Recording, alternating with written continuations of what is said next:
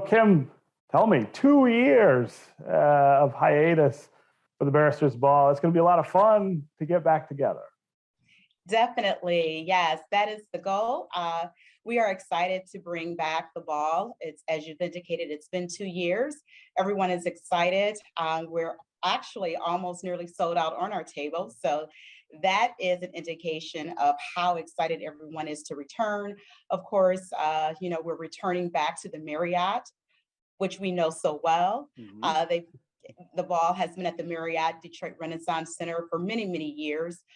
This is our 60th, and it means a lot to us. It's a milestone year, and it means that we have been planted firm, I would like to say, as a tree.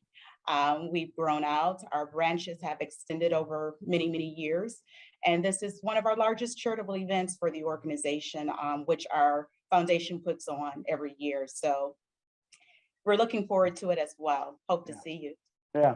Talk a little more about the Wolverine Bar Association and just how critical an institution that is here in the Detroit area. Sure, it's paramount. As I've indicated, just for the ball itself, being its 60th annual. Of course, the organization itself goes back many, many years, as early as 1919, in which we were founded by the Harlan Law Club, which was the original name under the name of one of our U.S. Supreme Court Justice Harlan, who, had made a very bold decision, I would say dissenting opinion in terms of equality, rights, and segregation. So many, many years later, of course, the organization wanting to expand out, and we're talking about that growth, we wanted to expand out across the entire state. And Michigan being a Wolverine state, of course, the name Wolverine Bar Association was born. And as you've indicated, Stephen, it is very critical. It's very critical for African American attorneys, as well as judges, as well as our law students. And the organization was founded for that purpose, to assist with minority attorneys, as well as law students at the time who were looking to get into law school and just needed to have a good networking to be able to communicate, to be able to bounce things off of. And so the organization has grown to be able to create programs. So we're pretty much large. We have, since that time, we can carry probably before COVID overall between 500 to 800 members per year. And so our ball is well attended and supported by the public, and we're continuing to grow in numbers. Even off of the pandemic, as you've just indicated, we can tell that our numbers have increased since the 2-year hiatus. Yeah. So Judge Strong, first of all, congratulations on receiving this award from the Wolverine Bar Association. It's not the first award you've been given, but tell me how important it is to be honored this way. Well, to me, it's important because it's the organization that I love. I believe that I would not have been a judge at the time of my life. When I was 30, I got on the bench as a referee. But it was because of the Wolverine Bar, the fact that the Wolverine Bar allowed me to participate in so many activities and encouraged me and allowed me to expand and grow. Bar associations are very important. Bar associations actually control and shape the legal profession and influences so much, even the appointment of judges. And that's one of the reasons why the Wolverine Bar became in existence, because the white bar association, the good old boys, would not let blacks in. So the blacks at that time determined that they needed to come together and form their own bar association, which they did. And they had their seminars. They helped each other. They got involved in civil rights issues. And they tried to break down the barriers of discrimination and racism in the court system, because back in those days, everything was white. White judges, white jurors, white police, white in court employees, and black folks didn't feel they had a fair chance. So the Wolverine Bar Association basically was formed back in those days to knock down the barriers of racism, which they helped do. When we talk about the Barristers Ball, I look back at the days when the Wolverine Bar hosted a dinner, and it would invite the white judges. And once again, they were trying to break down the barriers in the court system. And that evolved into the Barristers Ball. where it became more of a social event where the lawyers can invite their spouses, they can entertain their clients, and the presidents would invite dignitaries, local and national, people that could help the members of the association and the community. And I happen to have a photograph of the first Barristers Ball. Oh my goodness. Look at I hope that. you can see this. Yeah, it was Fred Persons, the lawyer at the mic, who was the president at the time. And he thought big. He just didn't invite local people. I have a letter here from Robert Kennedy, who was the Attorney General, the brother of President John Kennedy. And he was thanking the Wolverine Bar for inviting him to the event, but he was unable to do so.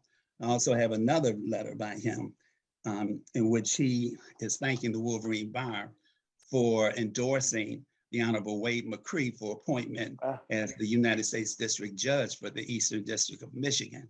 You see, the Wolverine Bar just did not think local, it thought big. And we also have a letter from Justice Hasty. He was the first Black federal judge. He was a judge in the Virgin Islands. And the Wolverine Bar invited him to the Barristers Ball and paid his expenses. Wolverine Bar became the biggest social event around. The guests did not have to pay. They were the guests of the Wolverine Bar lawyers. And it was a place to be. It was featured in the newspapers. Everybody got dressed up. The women were in great gowns. The newspapers covered the event, and people wanted to attend.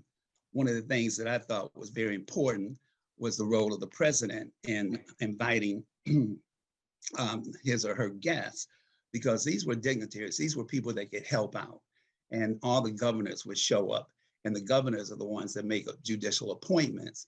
So it was very important. As a matter of fact, I remember seeing Governor G. Menon Williams, who appointed the first Black judge. That was Charles Jones back in 1950. He would attend our balls. Governor Milliken, who appointed more Black judges than any governor, would be in attendance. Everyone thought it was that important, and it was, because it helped break down barriers. It helped in stereotypes, and it brought people together then, and it still does now. Yeah, this is one of my things I absolutely love about Judge Strong, is that he's just got such a command of history and remembers all the important things that happened to get us where we are. Go ahead, Kim Ward. Yeah, that's exactly why Judge Strong is being honored, and still, as humble as he is, Judge Strong was also a past president for Wolverine Bar Association, as well as for the Association of Black Judges of Michigan. So even in his retirement, he is still giving of himself, of history, of knowledge, as well as networking and mentoring to our students, which is so important, and which is why we have the Barristers Ball. The money that we receive from that event definitely goes towards our law student programs, our pipeline programs.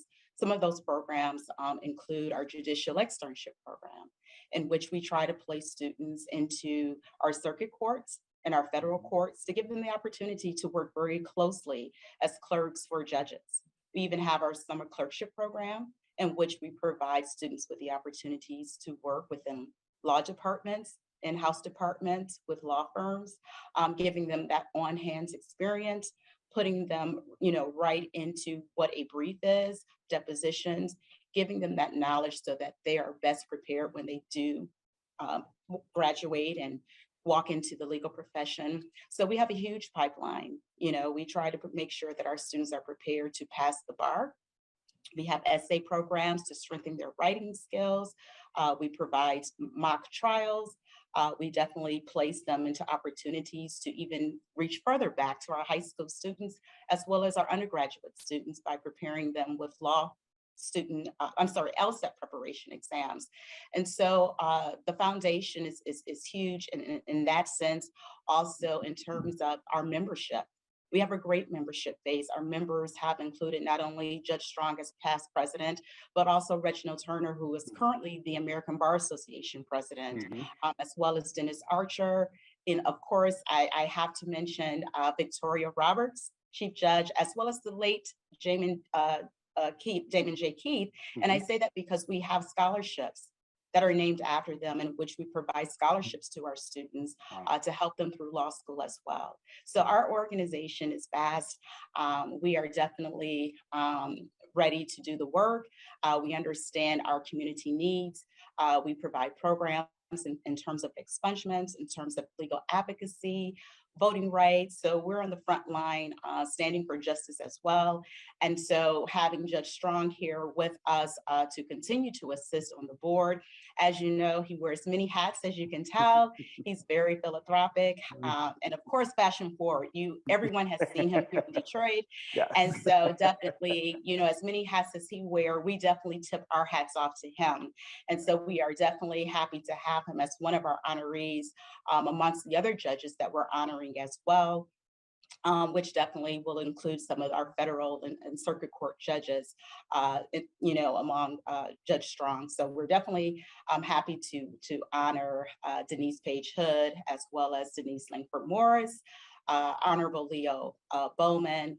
We're definitely happy to, of course, Judge Strong, as I mentioned, and we're also honoring some local individuals that do civic and community work, which includes Shahida Mauzi, Aretha Franklin Theater, formerly Shane Park, as well as our Congresswoman, Brenda Lawrence. And we're also honoring Reverend Kenneth J. Flowers for his activism on the legal front. So we have a number of people that we are honoring as well. Yeah. All right. Well, again, congratulations, Judge Strong, and congratulations, Kim Ward, for bringing the Barristers Ball back. Thanks for being here with us too. Thank you.